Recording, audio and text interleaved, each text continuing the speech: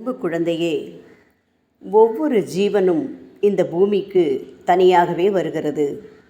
தாயின் கர்ப்பத்திலிருந்து வெளிவந்தவுடன் தன் கண்களால் காணும் இந்த மாய உலகத்தை உண்மை என்று நம்பி தானே சொந்த பந்தங்கள், நண்பர்கள், விரோதிகள் அனைவரையும் உருவாக்கிக் கொள்கிறான். இவை அனைத்தும் அந்த ஜீவன் கொண்டு வரும் கர்ம வினைகளுக்கு ஏற்றாற்போல் அமைகிறது.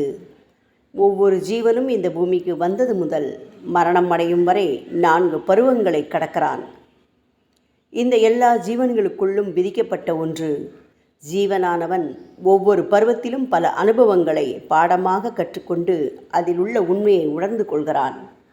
நீ இந்த பூமிக்கு வந்திருப்பது நான் உனக்கு வைத்திருக்கும் பரீட்சையில் தேர்ச்சி பெறுவதற்குத்தானே தவிர மற்றவர்களை ஆராய்வதற்காக அல்ல.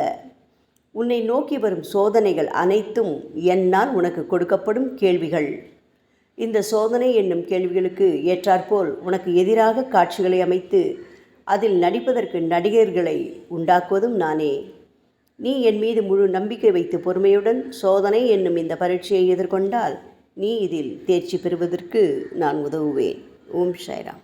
அன்பு குழந்தையே, ஒவ்வொரு ஜீவனும் இந்த பூமிக்கு தனியாகவே வருகிறது.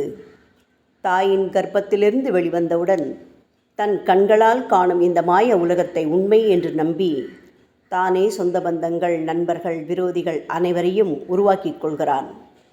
இவை அனைத்தும் அந்த ஜீவன் கொண்டு வரும் கர்ம வினைகளுக்கு ஏற்றாற்போல் அமைகிறது. ஒவ்வொரு ஜீவனும் இந்த பூமிக்கு வந்தது முதல் மரணம் அடையும் வரை 4 பருவங்களை கடக்கிறான். இந்த எல்லா ஜீவன்களுக்கும்